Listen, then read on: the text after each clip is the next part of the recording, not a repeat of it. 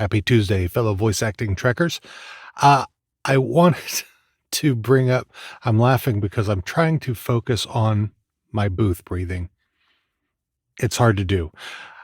That's something we'll need to cover in a different time. Not doing that today. But I thought I'd bring up a few tips. Yeah, I can't give you tips on breathing yet because I haven't even come close to mastering that, and I will. Anyway, the way I see it, voice acting, being successful at it comes down to a few areas that you have to be mindful of. Keeping your voice healthy, discipline, the acting portion, and the technology. Now, the healthy voice is pretty simple. If your voice is sick, you can't voice act. Um, your discipline, that's your fundamentals, the things that you have to do that set your foundations. The acting part, you're bringing characters to life in some way, shape, or form. The technology, that encompasses a lot of stuff. Your DAW, your microphone, your audio interface, your EQ, your recording level, all that kind of stuff. That it covers a lot, and that needs its own separate video. I don't know how soon, if I'll be even covering that.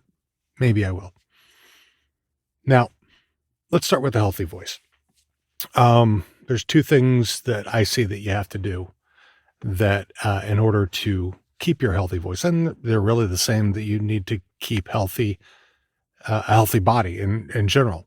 Hydrate, and it's really more than just hydrate here, but you should hydrate often. Avoid shouting.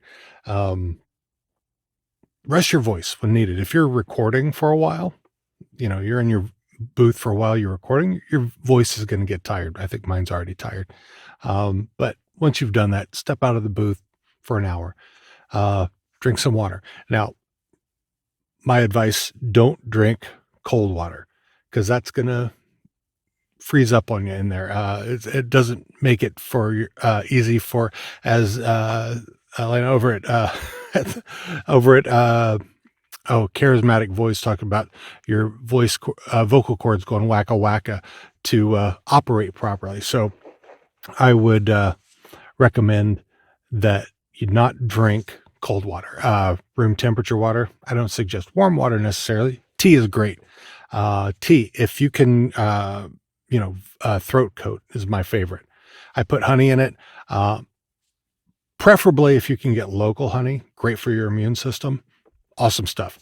Warming up, just like any other physical activity, you need to warm up before you do it. And so what that does is that helps prevent vocal strain. So the water and the warming up go hand in hand and keep your throat lubricated and ready to work. Now, lots of things that you can do for the warm up. You can, it opens your throat up, hum, just make noises with your voice that are easy to make and keeps your voice warm, your vocal cords going wacka, wacka, wacka. So the next thing, discipline. Like I said, these are your foundations. Explore your range. See what your range is, how low you can go or how high you can go. Pitches, volume, speeds, those things, the more you can add to your repertoire, the better you will be as you move along. You can add things to your demos that will just show everything that you can do. So work on those things. Attend workshops. Hire a coach.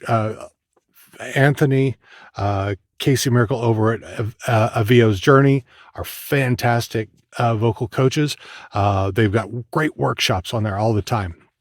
Anthony is constantly getting great content for Avio's Journey Elite Academy. So highly recommend you going out there. Again, I will put the links down in the description. Learn acting. We are actors.